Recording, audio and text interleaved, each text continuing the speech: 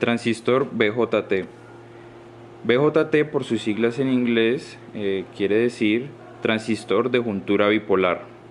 El transistor es un elemento electrónico semiconductor que está formado por tres capas de materiales semiconductores. Pueden ser dos capas de tipo P y una capa de tipo N, o dos capas de tipo N y una capa de tipo P. Dependiendo de estas configuraciones o de estas uniones, el transistor puede ser PNP o NPN. El transistor, como lo podemos apreciar, va a tener tres terminales, los cuales van a ser designados como el emisor, la base y el colector.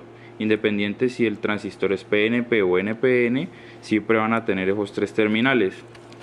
Debido a que es una unión entre materiales P y N semiconductores, se forman dos diodos. En el PNP se formaría esta configuración de estos diodos entre el emisor y la base y el colector y la base, y de esta manera en el tipo NPN. El símbolo esquemático, o como se representan los transistores, es el mostrado a continuación, donde la base, el emisor y el colector, dependiendo si es NPN o PNP. Algo a resaltar aquí es que es un elemento electrónico utilizado para controlar corriente por corriente, ¿ya? Donde la base va a ser el terminal de control, donde esta corriente de la base, o esta corriente que va a estar controlando la otra corriente, va a ser en el orden de los microamperios, una corriente muy pequeña. Y entre el colector y el emisor va a circular la corriente que va a ser controlada, que va a ser en el orden de los miliamperes o amperes, dependiendo de la capacidad del transistor.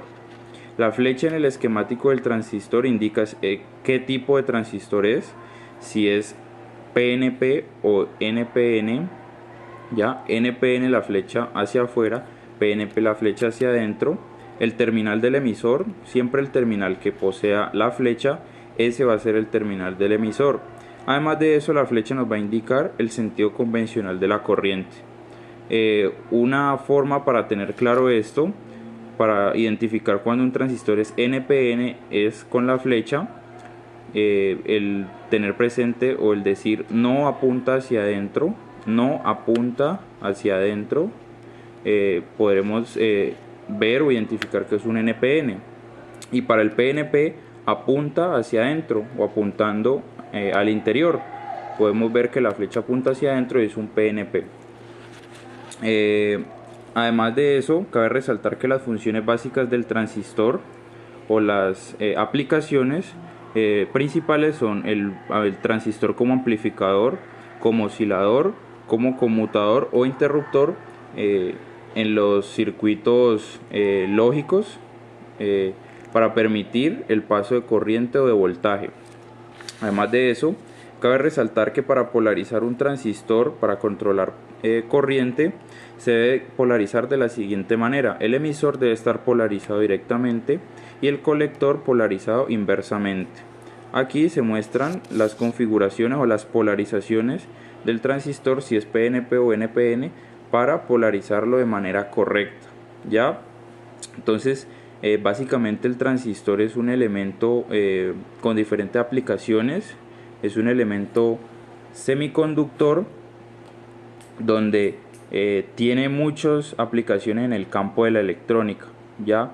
Entonces, básicamente vemos que en este esquema la corriente de colector es igual a la corriente de emisor, ¿ya?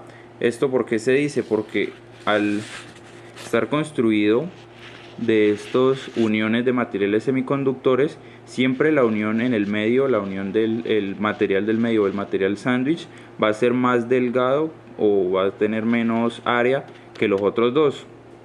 Entonces, al estar polarizado el emisor de manera directa y la base ser muy angosta y el colector de manera inversa, esto va a generar que la corriente de colector sea la misma corriente de emisor.